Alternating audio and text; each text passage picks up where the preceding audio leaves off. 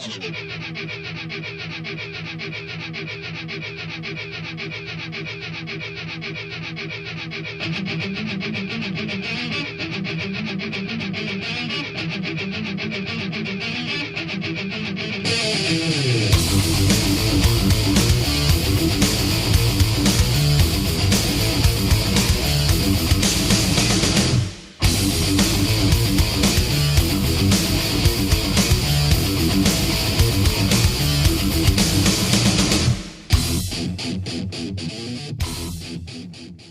Este show faz parte da Terceira Terra, um mundo inteiro de podcasts. Acesse terceiraterra.com e conheça nossos outros shows.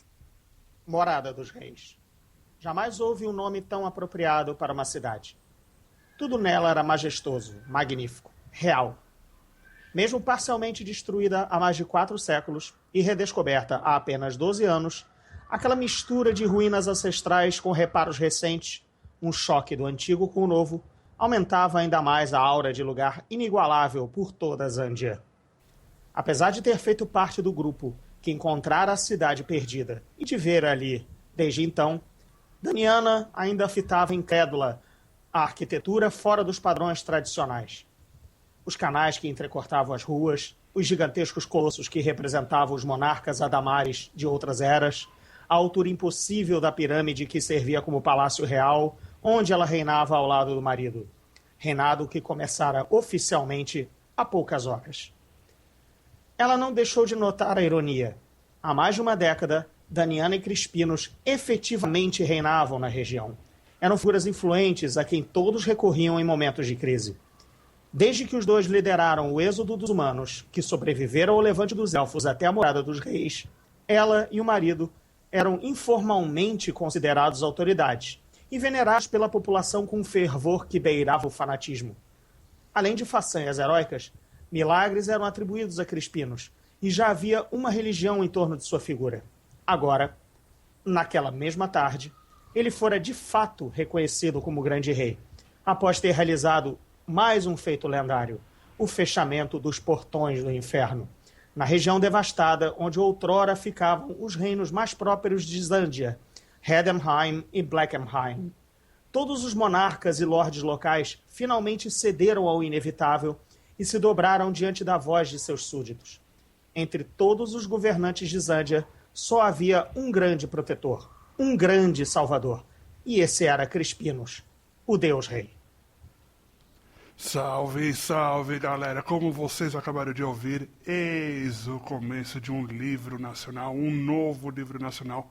Você que está sedento aí por leitura, você que não sabe onde gastar seus míseros reais, tão suadinhos, tão trabalhados, hoje, RPG Arautos, orgulhosamente, entrevista André Gordirro, o autor de Os Portões do Inferno. Esse foi o comecinho, só os primeiros 2 parágrafos, porque afinal de contas vocês têm que ter um gostinho da leitura. Então, bem-vindo, André. Como Tudo é que beleza? Você tá? Tomado por forte emoção de ler com essa minha voz aí de Pato Donald a minha própria obra. Mas beleza, a gente faz qualquer coisa. Ah, mas tá vendo? A gente sempre tem que cantar pros nossos bebês, É verdade. Né? É a primeira vez que eu leio em voz alta, sabia? Tirando diálogos. Diálogos eu escrevi todos falando em voz alta, para pegar se tava, digamos assim, realista, né? O ritmo do diálogo. Mas narrativa em si, tô estreando no podcast. Muito bem. Quem disse que você não pode deitar um dia fazendo uma coisa nova por dia, Verdade. Né? Agora, vamos começar desde o começo, direitinho, porque alguns dos nossos ouvintes devem estar meio perdidos. Vamos lá. Você que acabou de cair de paraquedas está ouvindo o nosso podcast, vocês sabem que a cada tanto tempo, além de falar de RPG, a gente entrevista ou gente do meio do RPG, ou gente relacionada ao nosso hobby, direta ou indiretamente. E eis que há alguns meses caiu em minhas mãos um certo livro chamado Os Portões do Inferno. Um livro extremamente interessante, um título um tanto quanto cativante, digamos assim, e comecei a entrar em contato com o André.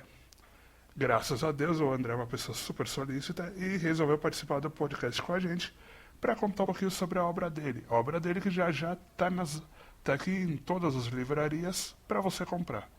Então, começando desde o começo.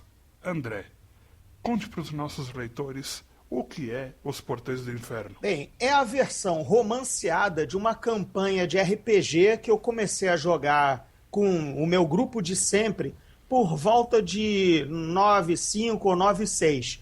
E ela continua até hoje literalmente, porque quinta passada a gente estava jogando a campanha, a aventura que vai estar no terceiro livro da trilogia. Então você vê que é a mesma galera, personagens novos aqui e ali, mas é uma campanha que eu não abandonei nesses anos todos. E rendeu um livro, né? Sim, eu achei suficientemente boa a campanha que renderia uma narrativa normal, de romance mesmo, de livro de fantasia, de épico. Então vamos lá, só para aclarar as coisas. Você, então, é um dos nossos amiguinhos viciados em RPG. Desde 91. Só que você não comentou se você é viciado em D20 ou D10. Se você é da turma do D&D ou se você é da turma do Vampire. Eu sou D20. Olha só, todo mundo tem um defeito, né? Fazer o quê? Mas olha só, eu já fui o Príncipe Ventru do Rio by Night live action em 92 e meu personagem está registrado na Camarilla Oficial lá da época do Reinhard em 92, cara.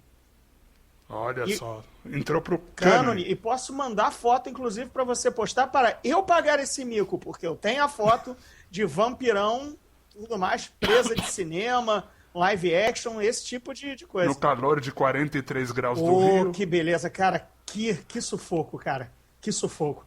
Pô, terno. Aliás, o meu era smoking, capa preta, porque era vampiro anacrônico, né, cara? Não dava Ventru geralmente tá de terno, né? Eu jogava com Ventru anacrônico, então, cara, era o Drácula do Christopher Lee, cara. Assim, virava pó na hora no Rio de Janeiro, né? 43 graus, então imagina. Não precisa nem de sol. Era dano agravado o tempo todo, cara. Agora, conta pra mim. Você falou que teu livro começou com uma experiência do D&D. Sem dar spoiler do livro, mas falando um pouco da tua experiência de RPGista. Como começou a tua vida pelos caminhos dos D20? Vamos lá. Na verdade, olha, ele começou em RPG mesmo. Eu comecei em 91 com o RPG do Stormbringer, do Elric de Meuniboné, não sei, da Chaosium, não sei nem se você lembra dele. Você chegou a jogar? Não, meio obscuro na referência pra mim. Bastante. Mas enfim, é um livro baseado, é um RPG, um manual baseado na obra do Michael Moorcock, né, dos livros dele, do Elric de Meuniboné. O RPG chamava-se Elric, então a gente jogou, era D100, era percentagem e tudo mais, comecei ali. Logo caí no GURPS, porque aí o GURPS dava aquela digamos assim, capacidade, aquela ferramenta para você criar qualquer tipo de ambientação, de história, né?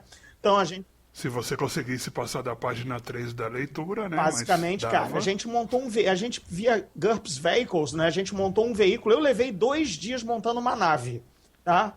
2 dias, com planilha, sem Excel, tá? A ponta do lápis e tudo mais para fazer... Fazendo continha com calculadora básica. Exatamente, para sair uma nave para a gente jogar uma ficção científica, depois cyberpunk. Aí, essa campanha que está nos Portões do Inferno, o livro, ele começou em GURPS, mas imediatamente, assim, sei lá, 1 ou 2 anos dentro da campanha, chegou o terceira edição, né, o D&D 3. E aí a gente resolveu fazer a migração. A gente foi do GURPS para o D&D, né? Foi aí que a campanha deslanchou e hoje ela permanece no D20 até a semana passada. E quem é seu mestre?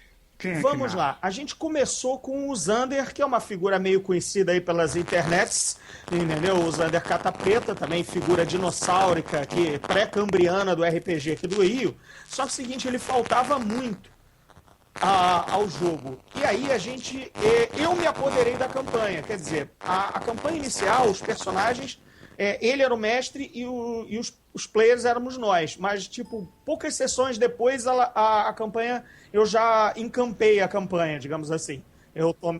Ah, então você é daquele player que rouba a campanha do mestre porque o mestre Porque falta. o mestre falta, exatamente. Ele faltava a beça. Mas ainda joga na casa dele. Não, e a gente jogava na casa de um terceiro e depois também lá em casa, entendeu? Não, se ele faltasse na casa dele, era impossível, né? Gente, Não, mas eu já vi isso o acontecer, cara não viu? está presente para mestrar, né? A mamãe abria a porta da casa e falava, calma, meu filho já chega, meu filho já chega. E a gente varava a noite lá, sem o cara. Mas Então tudo era bem. hora de tomar, como é que é? Golpe de Estado na campanha, né? Foi o que aconteceu com a minha. Quer dizer, por exemplo, os personagens dos Portões do Inferno, os 6 anti-heróis protagonistas, são 6 personagens da mesa, inclusive 2 meus, que eu era apenas player no início.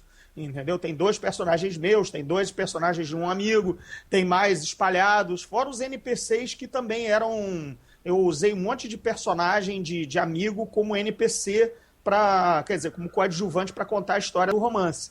E aí o cara passou a faltar tanto que, enfim, eu assumi a campanha.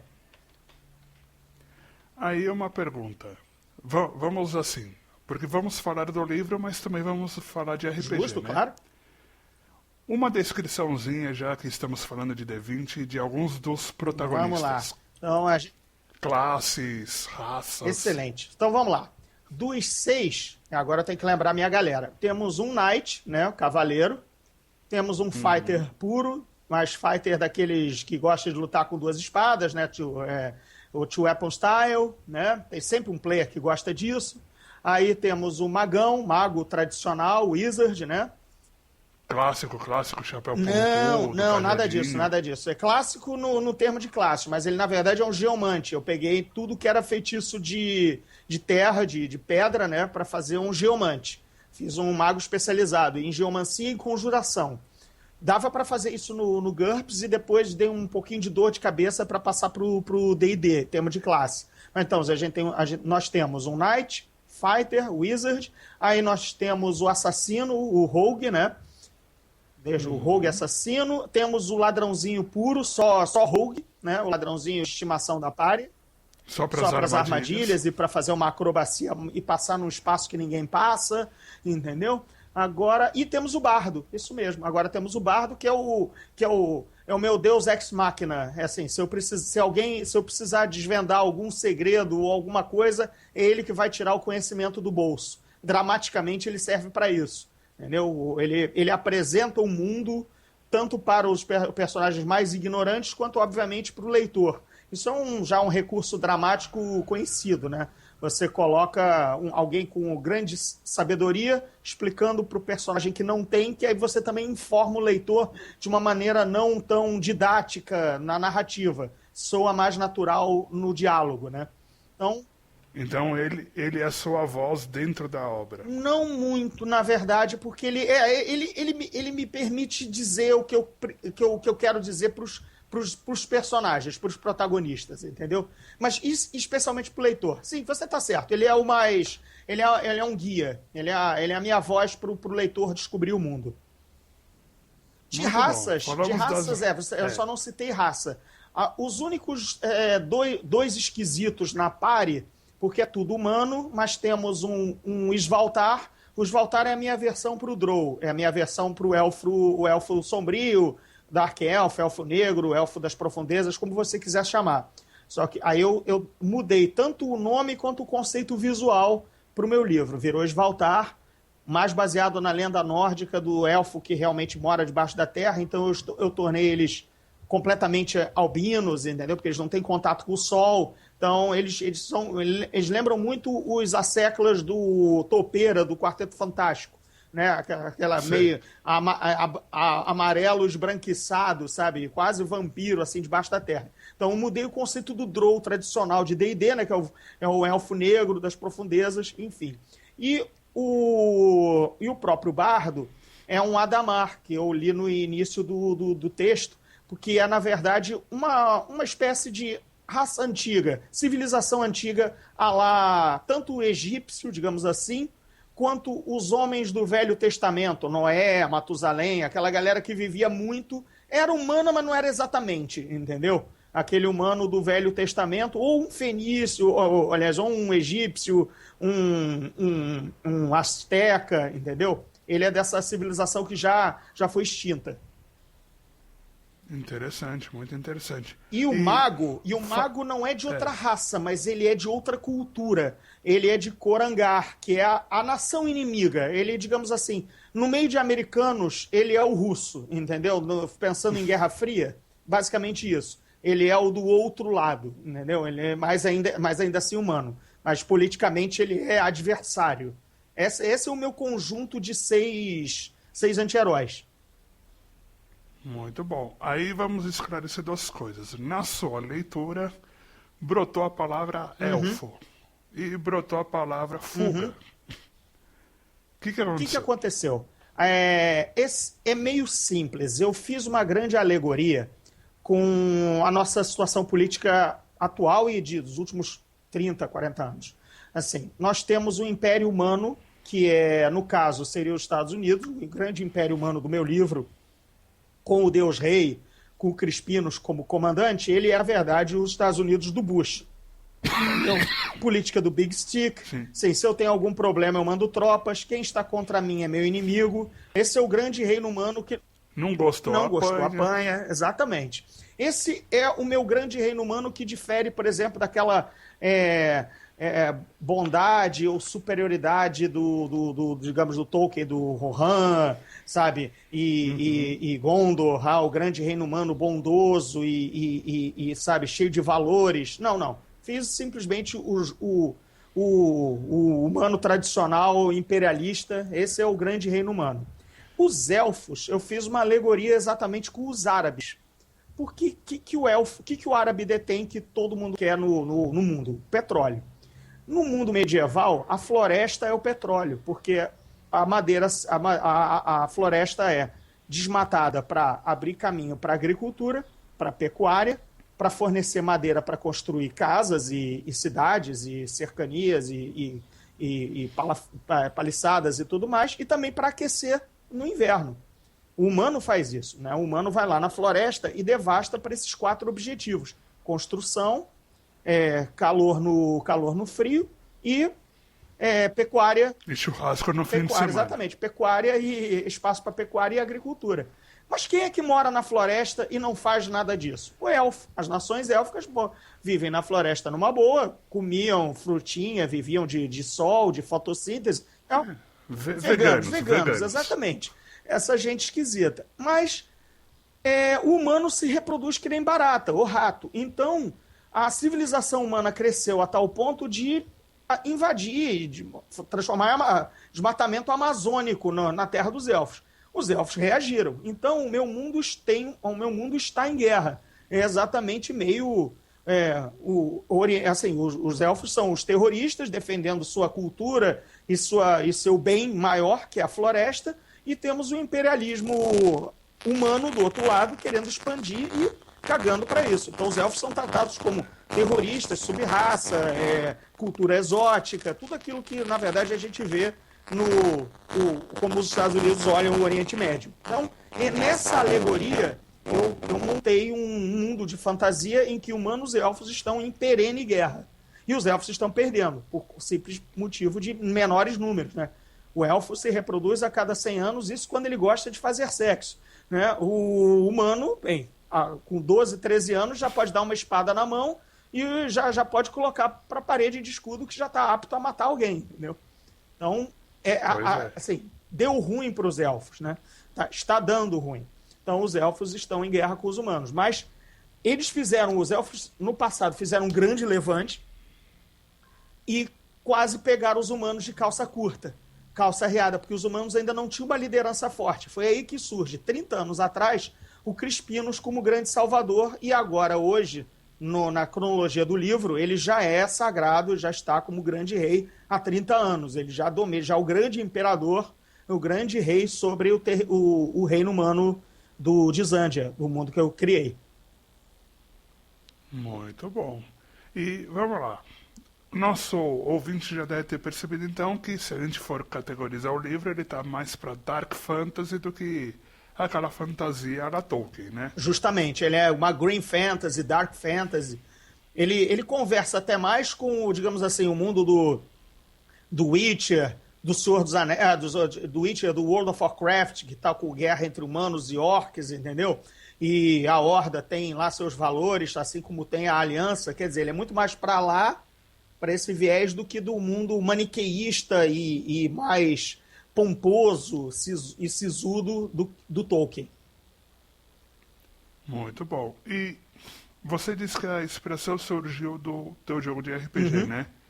Mas o pessoal da tua mesa incentivou, falou, meu, vai, faz, ou os caras falaram, pô, vai me dar maior vergonha, pô, as coisas que eu fiz. Pelo contrário, assim, todo mundo vivia insistindo, André, faz, André, é você, é o único que vai contar a história. André, porque dali eu sou o jornalista, eu tô há 20 anos no mercado como jornalista, então a palavra é meu ganha-pão.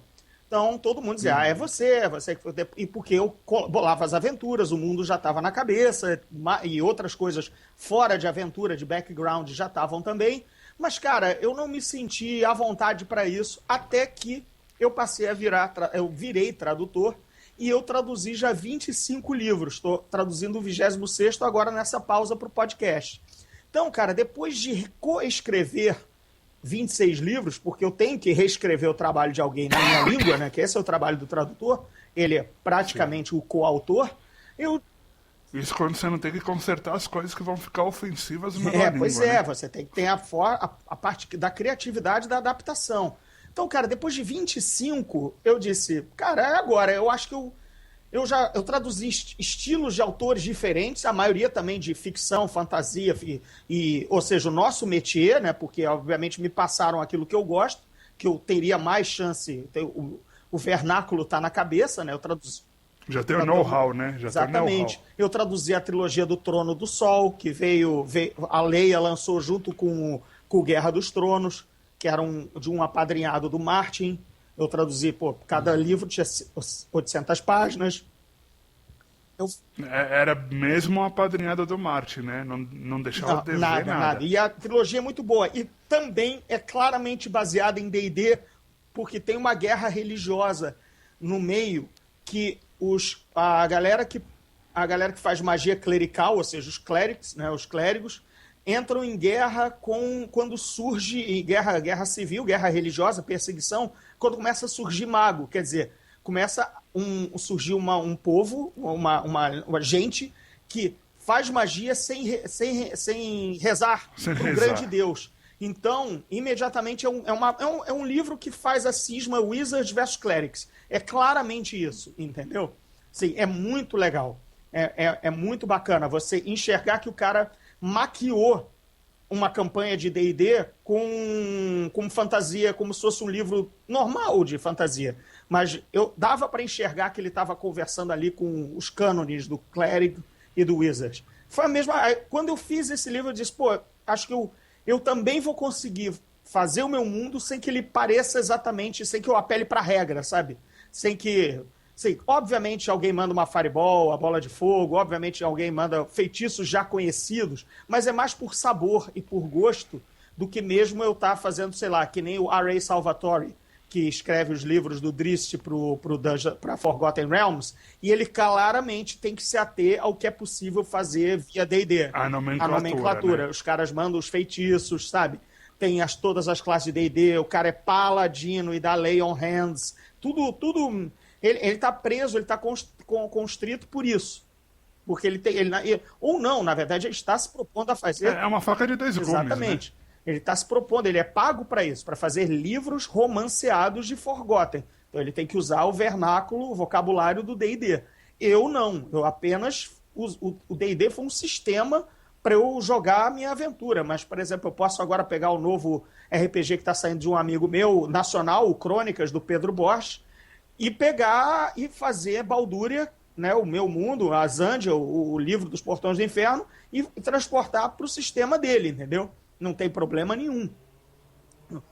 Afinal de contas, a história é bem maleável e bem adaptável. A história né? que conta, né? A regra, isso que é bacana do RPG. Não se atém à regra. A regra tá ali para te propiciar a contar uma história, que nem as regras do futebol. Permite que role uma partida de 11 contra 11. Mas não, É só para não dar só porrada. para não dar porrada, mas no amistoso você pode ter, vai ter 6 substituições, olha, não está valendo impedimento, e muda o jogo, mas está todo mundo se divertindo, está todo mundo jogando. É a mesma coisa, propicia, a regra só está ali como suporte. Né? Muito bom. Muito bom. Só que tem um pequeno porém que eu acho que está na cabeça dos nossos ouvintes. Em alguns momentos você falou, meu grupo de 6 antagonistas, meu grupo de 6 antagonistas, protagonistas. De anti-heróis. Isso. Que grupo é esse?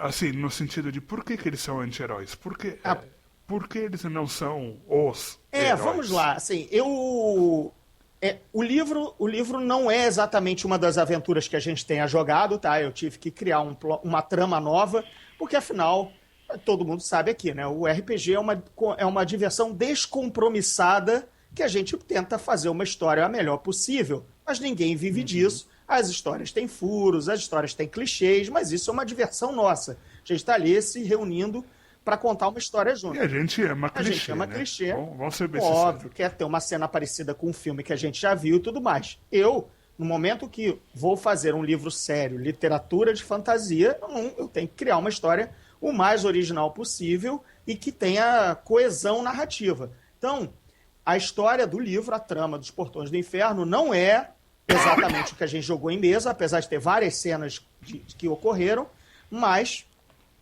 enfim, eu quis dar a ela um tom, várias influências que eu tenho, tipo, filmes de guerra dos anos 60, filmes de fantasia dos anos 80, Conan, Willow, Cru, Excalibur, tudo isso, e eu chamo o livro de Os 12 Condenados Encontra o Senhor dos Anéis. Porque nos 12 Condenados, a galera, talvez aqui, os ouvintes sejam mais novos, não vão lembrar, é um filme clássico de guerra dos anos 60, em que 12 prisioneiros de guerra, por 1000 crimes que eles cometeram durante a guerra, eles recebem uma missão suicida como chance de sair da prisão. Vocês vão lá, perdão para vocês. Então, eu usei esse conceito, não que meus 6 protagonistas estivessem presos. Mas eles estão na merda. 2, por acaso, começam presos, mas os outros 4 estão em situação igualmente ruim, sem perspectiva de vida, são párias, são expatriados, por exemplo, né, o cara que é de Corangar, que é da raça da nação inimiga, ele é um expatriado, um foragido, né, e tal. O outro, o cavaleiro, é um desertor. Acabou de desertar de um combate logo no primeiro capítulo que ele aparece, né? Olha só, traiu o Pois movimento. traiu o movimento. O mago, então, vem de uma coisa perseguida. O Adamar é de uma civilização quase extinta. Ele é um andarilho no mundo sem um par, sem alguém da raça dele. Ele está perdido no mundo. Quer dizer, são pessoas na merda, ou são pessoas em situação ruim, que recebem com nada para perder. Né? Tanto é que quando a missão surge, né, a trama surge, e os caras assim, não sei, alguém ouve o argumento. Vocês têm coisa melhor a fazer? Tipo, vocês têm algo a perder se vocês fizerem tal coisa? Porque o cenário atual é bem ruim, entendeu? Vocês estão se dando ao luxo de negar uma ajuda ou uma solicitação de aventura, digamos assim? Vocês estão podendo escolher? Estão podendo escolher, exatamente. Então, eu reúno esses 6 que são... Em termos modernos, é o Esquadrão Suicida, em termos antigos, são os 12 Condenados, e nesse ambiente de fantasia. Então, é aquela coisa mais green, mais dark mesmo.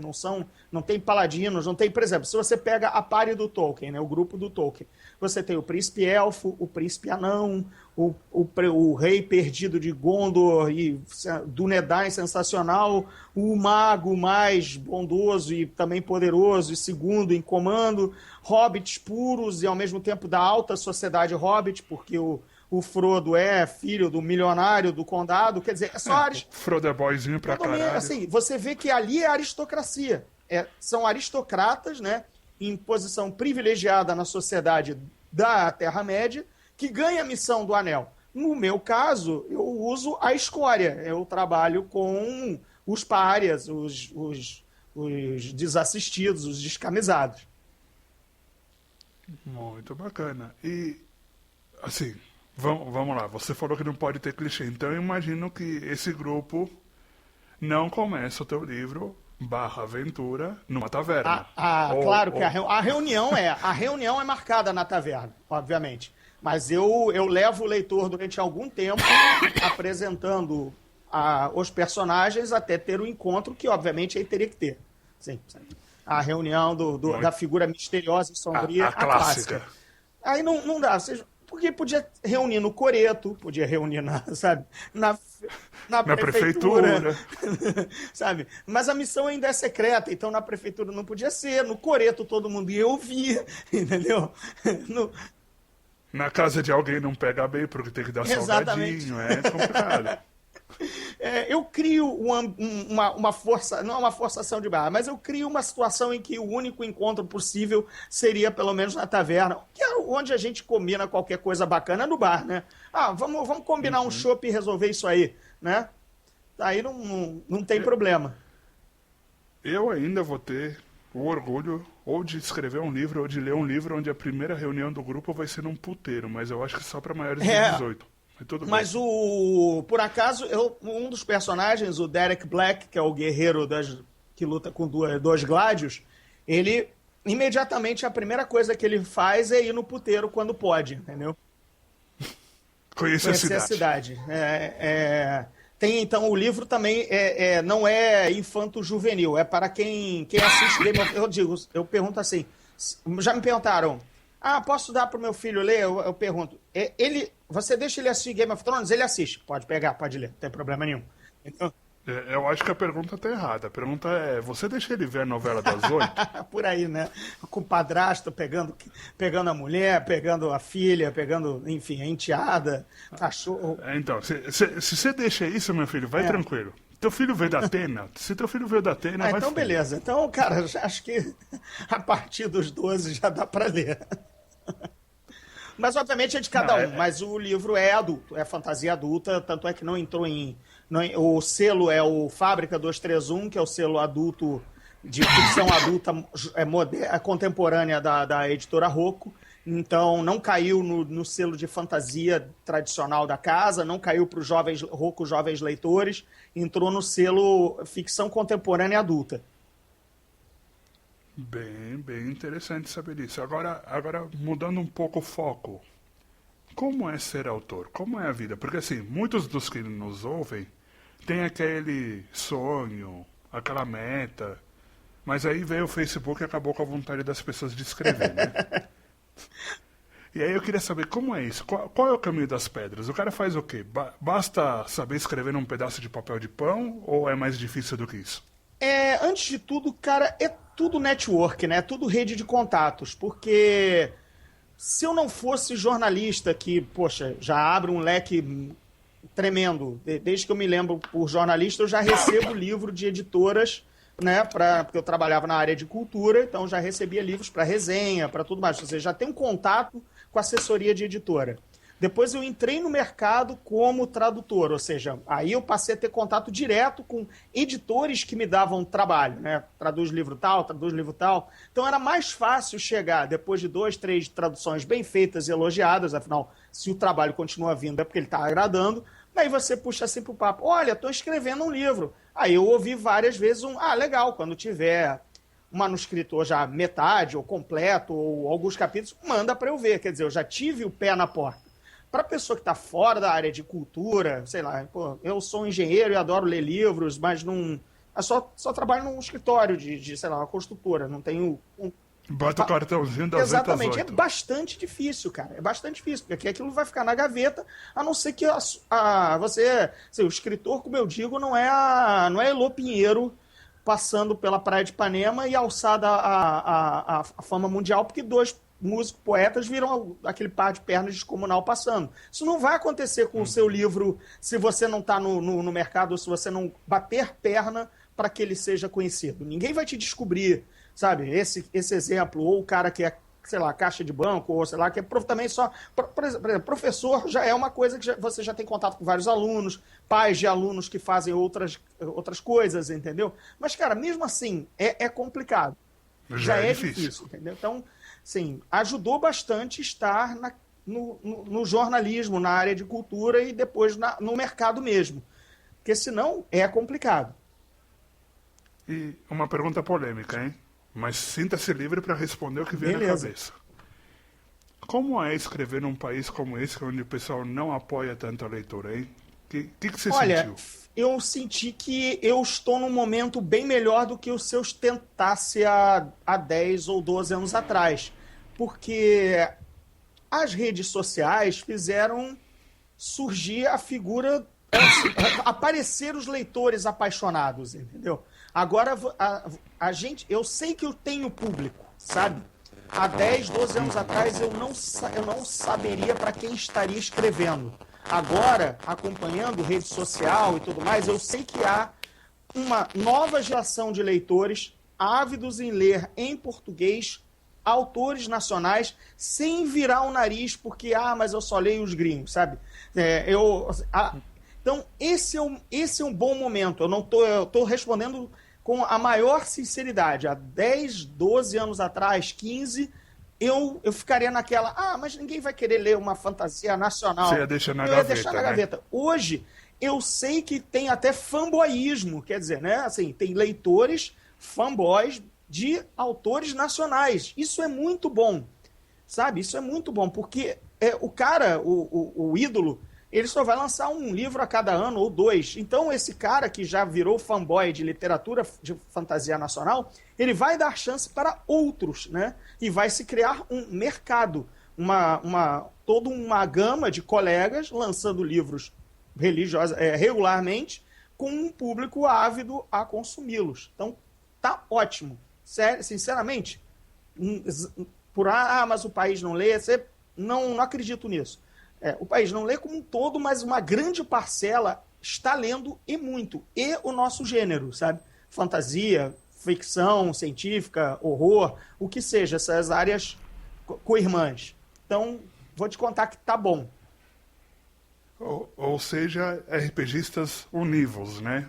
Vamos comprar, vamos Basicamente, ler. é esse público, sabe? É difícil ver um leitor de, sei lá, do Bernard Cornwell, né, Crônicas Saxônicas, Rei do Inverno, e que também leia os livros do World of Warcraft, que leia os livros do Witcher, enfim, e que leia Senhor dos Anéis, que não tenha jogado RPG também. Ou se interessou, ou quer jogar, ou já jogou, entendeu? Mas é uma tangente, é um primo próximo, entendeu? É um outro hobby que o leitor de fantasia tem, jogar RPG. Muito bom. Agora, vamos falar um pouco mais da tecnicidade do livro. Você comentou que é uma trilogia, Isso né? mesmo. Por que trilogia? Pelo motivo cabalístico do 3 ou porque quando você começou a escrever ficou muito grande? Não, porque eu trabalho realmente no conceito de cinema. Eu sou 20 anos de crítica de cinema, então assim, eu entendo que o roteiro de uma história tem que ter início, meio e fim. Então, o meu primeiro livro é, obviamente, o início da saga desses personagens. Vamos ter um meio, que é o segundo livro, e eu vou levar tudo para um ápice, para um clímax no terceiro, para tentar fechar a grande história deles, entendeu? Podemos esperar, então, um plot twist no segundo, né? Aquela virada. Vai ser o meu Império Contra-Ataca, como eu digo, né? Muito bom. Interessante isso, porque é difícil você poder saber como é o processo, conhecer o processo. E quem sabe isso incentiva o pessoal não só a querer ler a obra, mas querer publicar a obra também. Porque faz falta isso no mercado. E dá uma segurança à editora de saber que eu estou comprometido com a coisa, entendeu? Que não é um livro rogue, um livro solto, um livro que não vai ter amarras. Ele é parte de um projeto. O famoso one shot, né? Exatamente. Ele é um projeto. Eu vou levar à frente esse mundo, esses personagens, tanto nessa trilogia, que é o Lendas de Balduria, é o nome da trilogia, quanto pensando em prólogo, pensando em depois, pensando em spin-off, né, de algum personagem. Também vou sentir a resposta dos leitores, espero que seja positivíssima e que eu ouça o clamor do mas fulano podia ter um livro solo, eu quero saber mais de tal coisa, tal reino, faltou uma história para contar, por que você não conta do primeiro fechamento dos Portões do Inferno? visto que é o prólogo que eu estava começando a ler, né, que os portões foram fechados há 30 anos atrás. Como aconteceu esse fechamento? Ele é...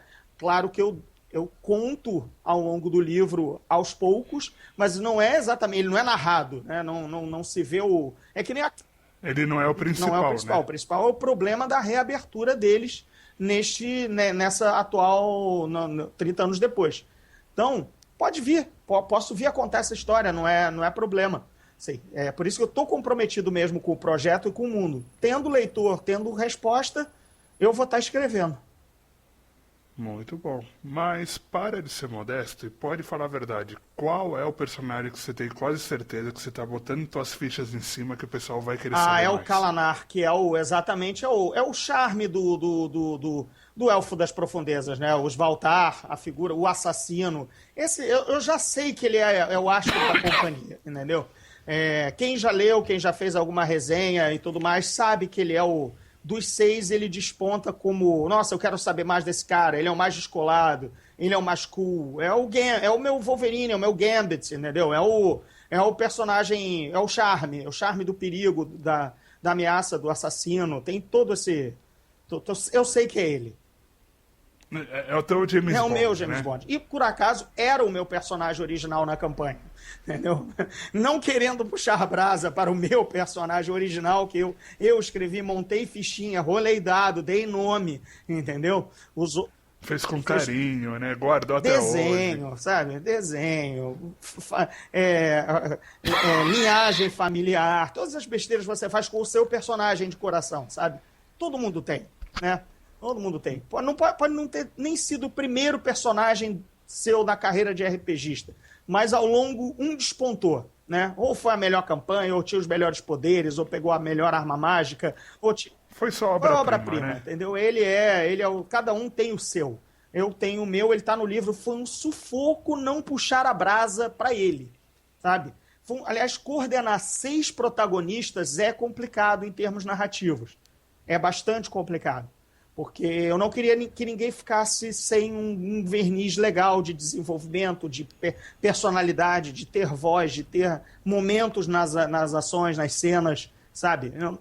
Fazer eles profundos, né? Não simplórios. Isso, não tornar, sei lá, por exemplo, você vê os Vingadores no cinema e de repente você sente, pô, mas o segundo escalão dos Vingadores é o Gavião e a Viúva, sabe? Mais o Gavião do que a Viúva, né? A Viúva pelo menos é gostosa. Sim, e tem o destaque, tem a cota de mulher, então vamos tornar o personagem mais interessante para as feministas não reclamarem. Então tem isso no Vingadores, mas o Gavião é realmente o menos que alguém lembra, né? Assim, enfim, eu não queria isso. Eu queria com 6 personagens, até o ladrãozinho de 12 anos, o roguezinho, né? O Kyle, ele tivesse o seu momento de brilho, o seu momento de desenvolvimento, entendeu? Foi complicado. Não, isso não vou dizer que tirei de letra, não. Interessante. Mas eu também aposto que deve ter um personagem que todo mundo vai amar ou odiar, né? Quem seria? Tem 2. Um é o Derek Black, que é o guerreiro que vai pro puteiro e que é o cara que usa 2 espadas, porque ele é o mais desagregador, porque ele é o que mais desconfia de todo mundo naquele grupo, entendeu? Ele é o grosseirão da parte, ele né? é o Boromir, digamos assim, sabe? Ele tá... É o Barbéria. É um Barbéria. ele tem, sei lá, ele não... Ele é ótimo como personagem, com cenas e tudo mais, mas ele talvez desagregue o grupo, entendeu? Em termos. O outro é o mago, né? É o Agnor, que é um mago emburrado, sem carisma nenhum, que vem do outro reino, de Corangar, que ele é o mais... Ele é calado, ele acha todo mundo um imbecil, porque ele obviamente tem aquela inteligência lá no alto, como a gente sabe montar mago, joga a inteligência lá em cima, o resto é tudo um bando de ignorantes. Então ele tem dificuldade, além de vir de outra cultura, de outro reino, ainda de interagir com pessoas que não são o páreo intelectual para ele. Então... E os outros se posicionam onde, mais ou menos? Tem o Baldur, o cavaleiro, ele basicamente ele acaba virando, acho que o líder da party, né? Porque o cavaleiro... Todos acreditam que o cavaleiro esteja imbuído daquelas virtudes da cavalaria, de liderança, de estou ali para proteger, né, a figura altiva do cara do cavalo. Então, naturalmente, a pare, o grupo, os protagonistas se moldam em volta dele, né? Então, ele dá a liga.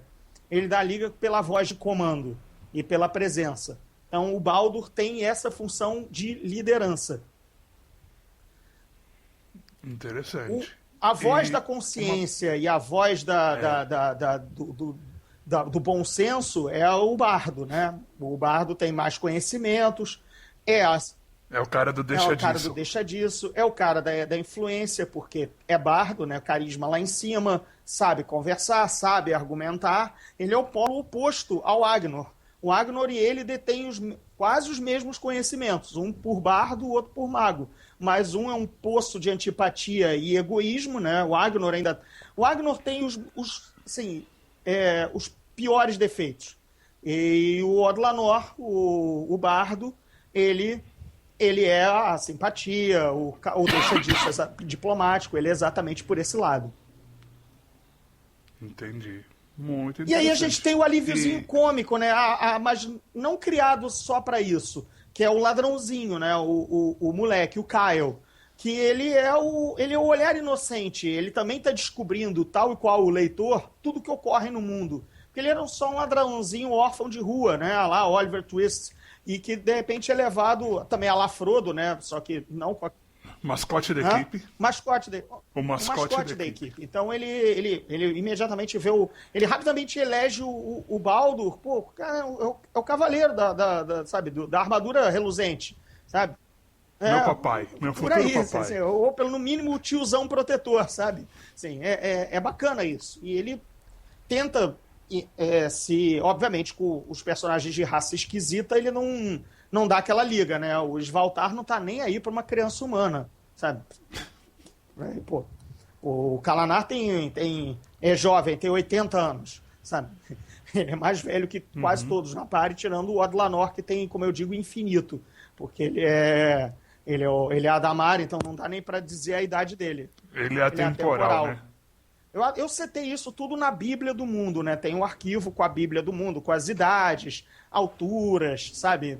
Descrições, tal, para nunca me perder, né? Nunca deixar isso sair da mente, né? E isso aparece no apêndice pra galera também. Eu coloquei um apêndice natural de livro de fantasia, que é o dicionário, né? Com os termos, os nomes das raças, o nome das armas especiais de cada cultura, o nome das brigadas, das legiões que eles vão conhecendo ao longo do caminho de cada reino, entendeu? Tem a Brigada de Pedra, que é a guarda pessoal do Monarca dos Anões, entendeu? Tem a Garra Vermelha, que é uma tropa especializada em caça-elfos, criada pelo rei Crispinos. Então, tudo isso está lá. Os Irmãos de Escudo, que também é a guarda pessoal do rei. Está tudo lá no apêndice, que é o que a gente gosta, né? Como leitor de fantasia. Ir lá no finalzinho e ver essas coisas deliciosas, assim. E uma pergunta, porque eu imagino que o pessoal está ouvindo e está pensando assim, mas beleza, mas o que aconteceu, né? Por quê? Tudo bem, os portões foram fechados, aí você soltou alguma coisa deles estarem reabertos. Qual é a trama, né? Qual é a sinopse, né? Muito bem. Só que, claro, a gente não vai dar spoiler pro pessoal, porque, afinal de contas, o maior prazer da leitura... É descobrir... Pouquinho a pouquinho. Então, vamos lá. A sinopse é a seguinte. Esses 6 párias recebem uma chance de glória. Resgatar o rei dos anões que foi destronado e sumiu. Coisa simples. É uma missão suicida para 6 anti-heróis. 5 homens e uma criança. 5 homens e uma criança. Entrarem na cordilheira lá e encontrarem esse rei anão que foi destronado, sofreu um golpe de estado e está foragido. De repente está em perigo. E tentar recolocá-lo no trono. Ponto. Essa é a sinopse da aventura dos meus 6 protagonistas. Paralelamente, no mundo maior, em maior escala, os portões do inferno, que representam uma fortaleza que sela o inferno mesmo, a passagem dimensional que leva para o plano dos demônios. Está lá selada com os portões do inferno, com uma fortaleza. Paralelamente, esta fortaleza está sendo alvo de uma incursão de Svaltares, os meus elfos das profundezas. Acabou. Essas duas tramas, em algum momento, vão se esbarrar. Enquanto meus 6 protagonistas estão lá tentando encontrar o anãozinho destronado, perdido, os portões do inferno estão sob sítio, são sob invasão, sob ataque, num plano sinistro dos elfos das profundezas. Qual o motivo desse ataque? Além de botar o terror e foder... Tem lá sua explicação, que o leitor vai descobrir, mas é algo que está acontecendo macro no mundo. Vai envolver o rei, né, o grande rei Crispinos, que é uma ameaça, perigo real e imediato ao grande reino, né? Os portões do inferno, que o cara selou há 30 anos atrás, agora está novamente a perigo, né? Corre risco. Mas, paralelamente a essa situação macro, eu conto a minha micro, né? Eu conto lá apenas a jornada de 6 Zés Manés, de 6 perdidos, 6 ferrados, tentando ganhar um troco, resgatando um rei anão, porque você sabe que se você resgata um rei, você espera uma generosa recompensa, não é? Mas eu vou amarrar essas tramas, a macro e a micro, em algum momento, né? Para ser realmente aquela... Eu digo o seguinte, os 6 entraram numa fria e acabam numa enrascada maior. Parece chamada de sessão da tarde, mas é exatamente isso. Mas o povo gosta, Óbvio, gosta. né? Então a brincadeira é essa. Conduzir 2 grandes tramas e, de repente, achar o momento de vou agora misturar tudo isso aí. E o leitor que estava acompanhando 2 pelo preço de uma acaba tendo finalmente uma única só, para ver o que vai dar. Por isso o nome do livro não é O Resgate do Rei Anão, e sim o nome do livro são Os Portões do Inferno, que é a trama principal. Mas como professor, eu acho que o título O Resgate do Rei dos Baixinhos ficaria muito interessante. Aí ia logo pro gênero infantil, né? Mas imagina que legal, seria eu tinha outras ideias. Tem o maior spoiler do livro, daria o título original. Mas eu me reservei a não usá-lo para não queimar o spoiler. B, ele não era comercialmente tão forte quanto Os Portões do Inferno. Entende? E você vê que a capa ainda ajudou bem mais. Eu jamais imaginei que eu fosse ter uma capa tão linda, tão chamativa e tão forte no nome Inferno, que se destoasse assim na estante, sabe? Então foi ainda uma das bênçãos de final de projeto. Porque você... Falando nisso, falando na capa, quem fez a arte? Como foi feita? Como você escolheu? Olha só, eu fui abençoado, na verdade, porque ele foi uma dica da editora Rocco, de um capista interno lá deles, quer dizer, um artista não que trabalha para a editora, mas não lá dentro, não é funcionário, só contratado, um freela. Ele já tinha feito a capa do Pilares da Terra, o nome dele é Júlio Zartos. O Júlio, que já fez carta de card game, já fez trabalho para jogo, a arte conceitual para RPGs que só saiu no Japão, RPG, game eletrônico, né? Enfim, arte conceitual, cenários e tudo mais para o Japão. Ele é uma estrela que vai ser descoberta, vai brilhar. E ele é um monstro, assim. E eu tive sorte de ser alguém dos quadros da editora. Ele já tinha feito algumas coisas, várias capas para a Rocco, tem Os Pilares da Terra dele, e tinha um cerco a um castelo, né, com templários à volta. Que eu achei a cara do... Nossa, isso aí é quase que uma das cenas do livro, sabe? O ataque aos portões do inferno, né? Ou seja, uma fortaleza sob ataque, né? Eu disse, nossa, é esse cara. E aí, calhou dele ser meu vizinho aqui no Rio. Vizinho só de bairro, só. Assim, nossos bairros estão separados por um hipermercado. É só ele atravessar o hipermercado na entrada de carros e sair pela entrada de pedestre que ele para na minha rua, entendeu? Então, ainda teve essa chance, essa proximidade da gente se encontrar. Ele veio aqui em casa. Poxa, Primeiro, já chamei ele para um churrasco e rapidamente eu queria comprar o cara. Vamos dar cerveja e carne para o cara que vai desenhar o seu mundo, a sua capa. Funciona com todo mundo, menos com o Não, pois é, mas não.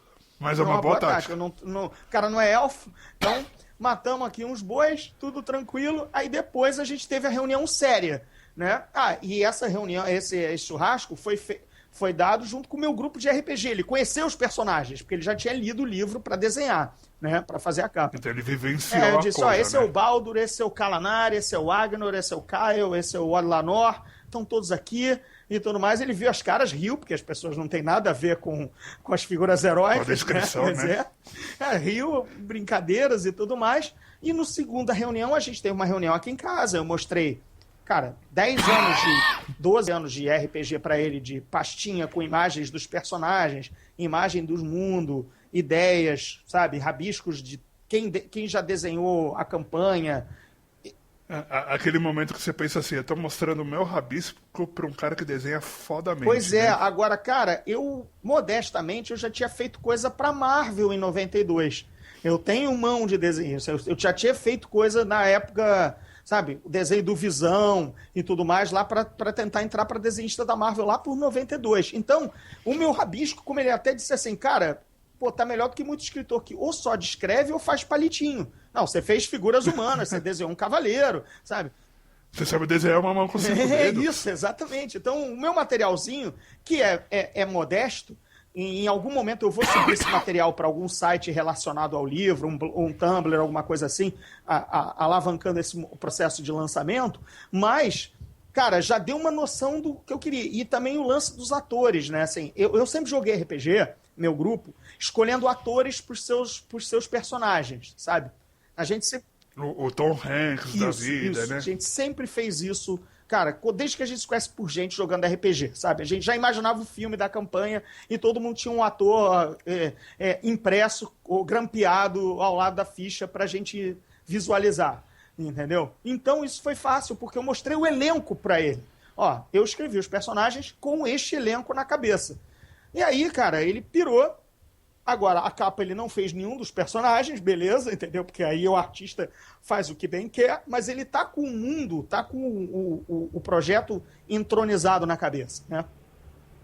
E aí foi uma tremenda sorte. Muito bom. Uma tremenda sorte. Ele fez esse demônio espetacular aí, entendeu? Que tá na capa. Tinha outra... Ele também desenhou os Portões do Inferno, o Fortim. É uma arte extra que a gente talvez vá usar como marketing ou fazer uma brincadeira, porque eu quero fazer um módulo de RPG para rolar nas convenções baseado na aventura do livro, entendeu?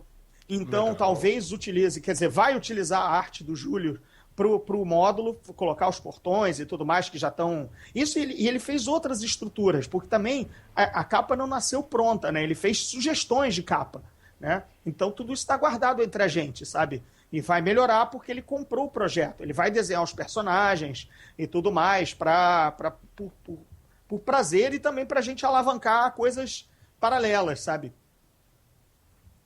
Interessante. E já que é uma trilogia, você já sabe o nome dos outros dois que vem aqui? Já, mas eu realmente não revelo porque é aquela coisa que pode vir a mudar dependendo do andamento da carruagem da trama. Eu sei o que acontece no 2, eu sei o que acontece no 3 e estão refletidos nos futuros títulos. Só que... Mas não vai ter nenhum título tipo O Retorno do Rei que acaba com toda a graça do livro. Não. E outra coisa, o próprio título, quer dizer, o título não, a tipologia, né? Os Portões do Inferno, como você está vendo aí na tela ao ouvir o podcast, ou já está com o livro na mão, se Deus quiser, a própria tipologia me inspirou no título dos outros dois livros. Quer dizer, eu vou ter uma pequena expressão em cima e encerrar com uma palavra forte, a lá inferno, entendeu? Sabe? Para manter a identidade, sabe? Eu não vou fazer depois, sei lá, nada. Vai ter uma palavra forte sempre, sabe? Ao final. Muito bom. Interessante. Assim, é ambicioso. Eu já estou começando a fazer o 2. Já tem altas cenas, diálogos. Eu já fiz a escaleta, que é um termo profissional de roteiro, de você escalonar as cenas e capítulos e o que acontece nesses, setinhas, levando para cá, levando para lá. essa estrutura do 2 já está encaminhada. O 3 eu tenho 2 parágrafos contando o resumo. Tá bem lá para adiante para eu pensar nele, entendeu? Mas eu queria ter uma noção de fecho. Eu queria resumir o meu fecho.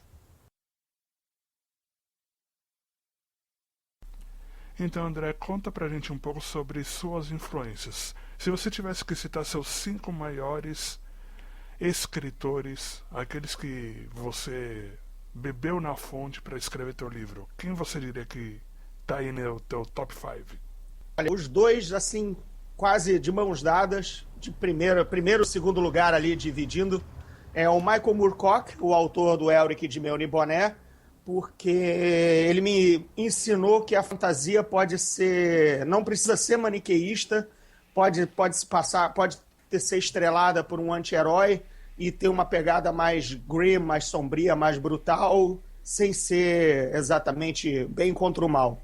Aí eu desço imediatamente para o Fritz Leiber, que também ensinou que a fantasia também pode ter anti-heróis como protagonistas, porque ele escreveu a série do Lankhmar, que é estrelada pelo Fafnir e o Grey Mouser, 2 guerreiros, só que ele optou pela gaiatice. Quer dizer, eles são mais divertidos. É quase como um Bud Spencer e Terence Hill da fantasia. Então, esses 2 caras quebraram o maniqueísmo e a sisudez da fantasia. E o meu texto, eu acredito que tenha muito humor sarcástico e também uma pegada mais realista e brutal. Aí eu vou logo imediatamente para o Frank Herbert, criador do Duna, que é o mestre de criação de mundo, para mim, imbatível. O que ele fez lá, apesar de ser ficção científica, dá para aplicar na fantasia, dá para se inspirar perfeitamente. Vamos a um quarto nome, que é o Robert Howard, né? O homem do Conan, que também, muito antes do Tolkien, basicamente cravou a espada e a fantasia, a espada e feitiçaria, com uma pegada mais aventuresca, também mais brutal, sexy, porque também tinham sempre princesas e tudo mais, numa época assim mais permissiva para escrever do que agora. Aí falta a 5ª vaga. E agora você me pegou. Eu acho que esses 4 é que mais fecham assim. O 5º, todo mundo diria, mas não é o Tolkien e tudo mais. Mas o Tolkien, sim, eu acho que para mim ele juntou na caixinha de Lego todas as peças da fantasia, assim, o elfo, o anão, o reino humano, o mago, o grande mal, tudo isso. E a partir daí vários escritores modernos vêm mexendo nessa caixinha de Lego e montam o seu brinquedo ao seu gosto. Mas para mim ele foi mais um aglutinador mesmo do que uma grande influência. E aí, quem que a gente pode colocar? Pois é. Aí... Não vale dizer Machado de Assis.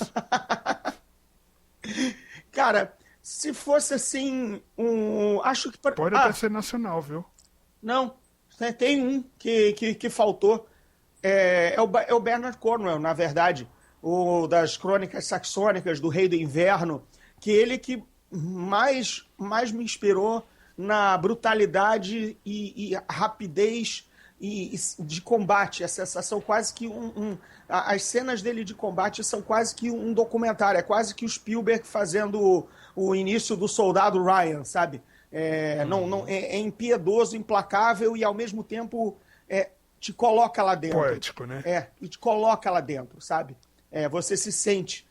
Eu tentei evitar aquela coisa de combate de que dura muitos minutos, com grandes trocas de golpes, quando na realidade 1 a 2 já resolvem, por mais que o cara já seja muito heróico ou muito bom nas armas, entendeu? Ou os dois sejam, os 2 antagonistas, a coisa geralmente se resolve num erro, num contragolpe. Então isso eu tentei levar para o livro. Combates mais curtos e mais brutais. Isso é válido menos pro Black Knight do Monty Python, né, cara?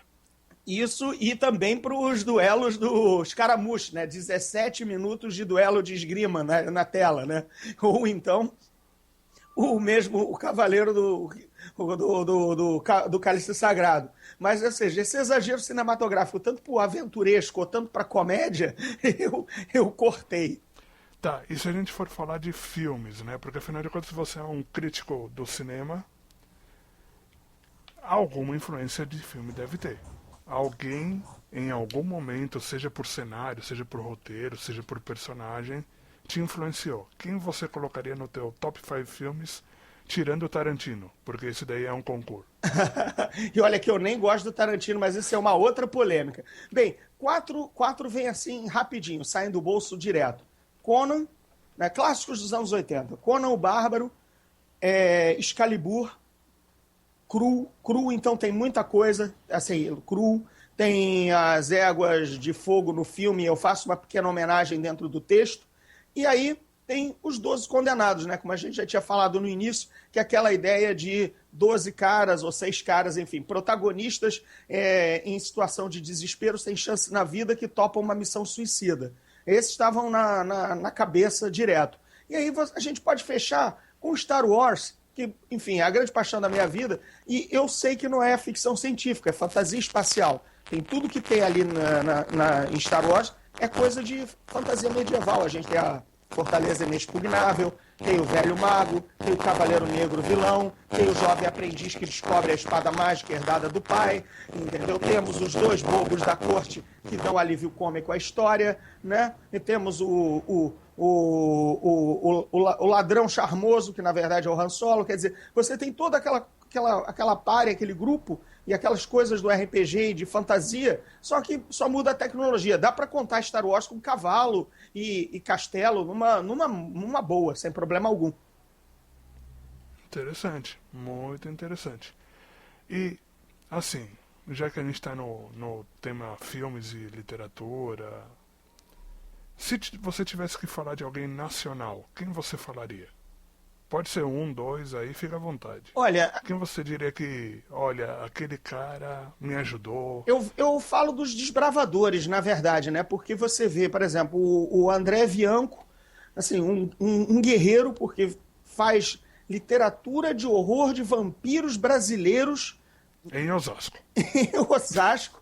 E ele ainda estava escrevendo, quer dizer, ele começou num momento que o mercado não está essa de braços abertos para o autor nacional de gêneros, né, de literatura de gênero, né? Então, o cara é um herói, cara. O cara é um herói, assim. E foi até onde está indo, né? Onde prossegue firme e forte. Cara, indo bravamente onde nenhum escritor jamais foi, com né? certeza, assim, cara, não é um chapéu, são 2 chapéus tirados pro cara, entendeu? O outro também é o Spohr, né? O Eduardo Spohr também, além de ser, cara, companheiro de live de RPG de 1992, quando ele é mais novo que eu, então ele ainda estava na fralda, participando, acho que a gente permitia menores de idade para jogar, mas, enfim, cara, tá aí, autor de best-seller, também um negócio complicadíssimo de fazer, fantasia do jeito que ele faz, com a pesquisa que ele faz e dando super certo, entendeu? Então, são 2 desbravadores. O Bianco ainda carregou mais piano, sabe? Ainda teve um piano maior há mais tempo, numa época mais ingrata, né? Acho que o Spohr é que fincou a bandeira de abrir o mercado para todos os colegas, para todos nós, sabe? Mas quem descobriu a Lua, digamos assim, foi o Bianco. Quem fincou a bandeira, quem pisou foi o Spohr, digamos assim. Interessante, muito interessante. Agora, assim, a gente sabe que em todos os livros tem dedicatórias e chegou o teu momento da dedicatória. Quem você agradeceu e por quê? Os agradecimentos são extensos, principalmente a toda a galera que jogou a campanha de RPG comigo. Um agradecimento ao Zander, que foi o mestre inicial da campanha, e ele ganha um agradecimento ainda maior por ter faltado às sessões. Por ter desistido. E permitido que a gente roubasse e eu desse um golpe de Estado, sem sangue, entendeu? Só foi exilado na ilha de Elba, tranquilo, entendeu? Não teve problema nenhum com ele. E pai, mãe, Xuxa, né, aos baixinhos, né, meu pai e minha mãe, porque não só por serem pais, mas porque deram as ferramentas, né? Meu pai me mostrou Mortadela e Salaminho e Asterix, que deram o humor que eu espero estar que espero que esteja no livro. Minha mãe, porque me mostrou Flash Gordon e Fantasma, que aventura, né? Então, o senso de aventura, o Fantasma, Flash Gordon no espaço, que também é outra fantasia espacial, né? Não é ficção científica, também um planeta mongo, tiranos e tudo mais aquilo, raça de homens-leões, tudo isso em algum momento deu nisso, né? Deu no André, escritor, 40 anos depois.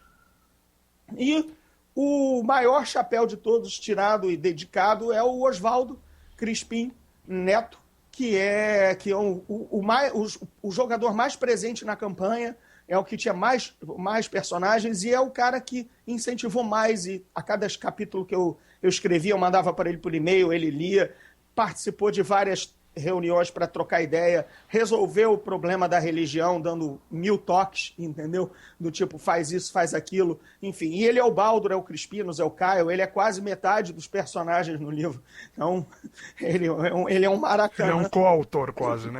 Quase coautor. Ele até diz, não, cara, quem teve o trabalho foi você escreveu tudo isso, eu não conseguiria. Eu disse, não, cara, mas tem ótimas ideias ali que foram trocadas, então, também tiveram as péssimas que foram descartadas. Cara, troca de ideias é isso, né? Você vem tudo, vê as boas, as ruins, agradeço pelas ruins, porque elas tornaram as boas melhores ainda, entendeu? É isso. Pois é. É o que fala. Às vezes até uma ideia ruim é melhor do que uma boa ideia. Porque às vezes a ideia ruim justamente te indica para onde você não quer ir. E aí você tem uma boa em cima dela. Então, acho que nada é descartável numa troca de ideias criativa. Interessante. Agora, Passarinho me contou que já vem o lançamento, né? Como é que vai funcionar? Olha, o lançamento é no Rio de Janeiro. Vou expandir pelo Brasil inteiro. Quero e tomara que aconteça. Mas é no sábado, dia 22, agora de agosto, 2 dias antes do meu aniversário, até é um grande presente do destino poder comemorar o aniversário lançando um livro. Enfim, 22 de agosto, sábado, na Cultura da Cinelândia, que acho que virou o polo geek, polo nerd, o polo dos nossos gostos aqui no Rio de Janeiro. E eu vou fazer algo diferente, não vou ficar só na mesinha rabiscando o livro e dando tapinha no ombro, tirando foto e posando de bonito. Não, eu vou fazer uma palestra gratuita, de 2 às 4, falando sobre não só o livro, como RPG, fantasia, influências, interagindo com o povo. Eu já dei várias palestras lá na Cultura, então aquilo é meio que minha casa. Então eu vou fazer uma palestra sobre isso, de 2 às 4. 4 em diante, aí sim eu poso de autor e fico lá com a canetinha tinteiro dada pela minha namorada com o nome do livro gravado, entendeu? Foi um grande presente do aniversário do ano passado, acredite. Que inveja. Acredite nisso, sabe? Ela me deu no aniversário do ano passado, a caneta dizendo isso, você vai usar no seu lançamento, né? Muito bacana. Então, estarei lá e estão todos convidados. Muito bom. E, posteriormente, você vai abrir para o Brasil inteiro, então, temos né? a Bienal veio logo depois, de 3 a 13. Eu estou na programação da editora Rocco para lançar o livro lá, ou fazer alguma coisa, ou uma mesa e tal. Não dá para adiantar alguns detalhes, porque é aquela coisa.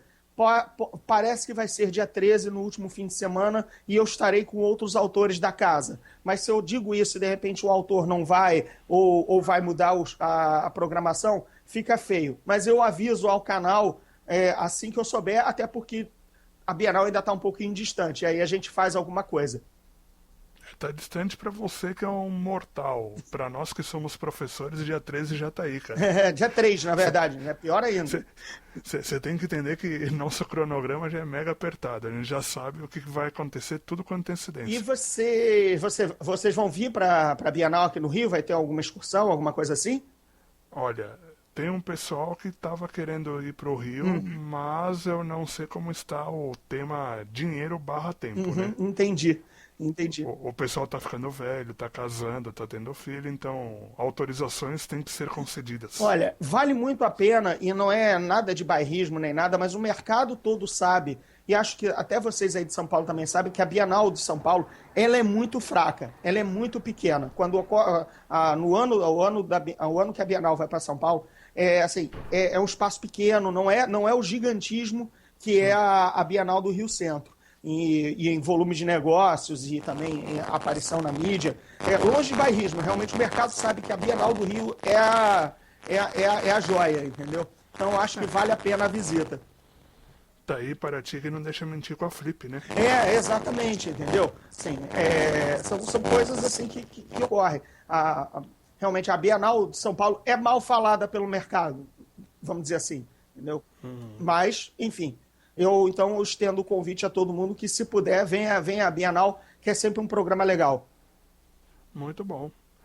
Bom, André, antes de se despedir, eu queria que você fizesse uma frase de convencimento, porque se alguém ainda não ficou convencido a conhecer tua obra, que frase de impacto você soltaria?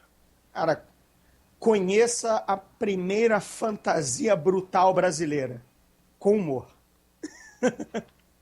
E quem alcunhou isso? Quem foi aí foi o Nitro Dungeon, cara. Professor Nitro, né? O outro homem dos podcasts também de fantasia e tudo mais, que ele leu um advance do livro e mandou essa que eu achei a frase muito boa. Fantasia brutal a brasileira.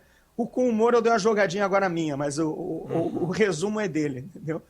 Agora, se você gosta de aventura, de uma fantasia com uma outra pegada que você vai reconhecer que é bem a cara de um jogo de mesa, entendeu? É isso. Eu acho que é o maior chamariz. Pelo menos para quem joga RPG. Você vai reconhecer suas campanhas lá dentro, sabe? Você vai, em algum momento você já jogou uma campanha assim ou quis ter jogado, entendeu? Interessante. Bom, então, agora que todo mundo já sabe, onde o pessoal pode te encontrar? Claro que vai ter aqui no Show Notes, mas nem todo mundo lê Show Notes, né? Então vamos lá. Vamos pro jabá. O meu sobrenome apesar de ruinzinho de escrever, porque às vezes falta um R ou não, ele é fácil de achar pela internet. Gordirro. Gordirro. Então, tudo meu na internet é Gordirro. Quer mandar um e-mail? Gordirro Gmail. Quer me procurar no Facebook, amizade, /Gordirro. Quer Instagram, Gordirro. No Twitter, @Gordirro. Então, o sobrenome resolve. Sabe? Não, é só André Gordirro, só chamar Gordirro alguma coisa na internet, você vai me achar. Pode mandar um e-mail para o Gmail, pode dar uma cutucada no Facebook, todo mundo bem-vindo. Muito bom.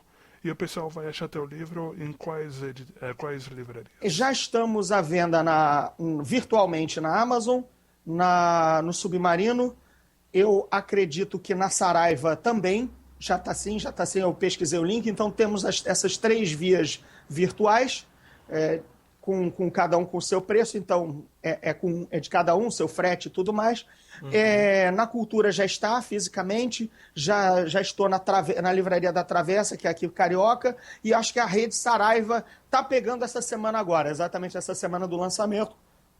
É a maior rede do país, a distribuição dela então a logística é mais complexa, então essa semana acho que fisicamente todo mundo vê a cara da criança, Os Portões do Inferno, que tem uma capa muito boa. Aqui na Cultura, eu já vi fotos, já vi ele lá. Cara, é um destaque assim tremendo, graças à capa do Júlio Zartos. O Júlio foi o cara que fez a capa. Isso, a gente comentou antes lá no meio do podcast. E vai ter uma surpresinha depois aí também, que ele fez mais umas artes, ao longo do tempo elas vão surgindo. Muito bom. E para fechar com chave de ouro, você citou o nome Amazon. Uhum. Só livro físico ou temos para Kindle? Não, temos Kindle também. Ou seja, que não tem desculpa. Não tem desculpa. Olha, ele é 377 páginas, ele é um livro médio para grande, não é um tijolão do Martin, entendeu? Uhum. Mas quem não quiser carregar na mochila, pode pegar o Kindle, vai perder a capa linda, uma pena, mas enfim, é o preço de não carregar peso, né? Você tem que ter... Ou compra os dois, né? Deixa um em casa e outro Eu tenho feito isso, né, cara? Assim, acho que não dá para se despedir do livro bonitão e tudo mais, que tem que ornamentar a estante, tem que ser sentido o cheiro, sabe? Tem que realmente catar a página manuseado, né? Você quer achar aquela página realmente com a mão, entendeu? E tudo mais. É que nem também livro de RPG. A gente sabe que rola os PDFs por aí, né? E a gente sabe até que o PDF num tablet agiliza a consulta na mesa, entendeu? Mas nada como ter um manualzão lindo, com aquela impressão, com os desenhos dos monstros, entendeu? Enfeitando a estante. Enfeitando e também pegando gordura de pizza na mesa, entendeu? Quem é que não teve que comprar uma segunda edição porque a primeira tá detonada com Coca-Cola, com dedão de pizza? Ou porque sumiu na mão do amigo. Também, cara, quem é que tá com o meu Monsters Manual 2, entendeu? Sabe? Aquelas coisas. E você sabe, tem um grande comércio também no eBay, lá fora, de edições raras, né? Eu tenho um colega que tá fechando caixas antigas de primeira edição, sabe? Assim, conseguiu Ravenloft, entendeu? Sabe? Chegou agora um D&D segunda edição, a melhor, sabe, prensagem possível, sabe? Mas isso aí já é nerd velho, que agora já está com dinheiro para gastar, né?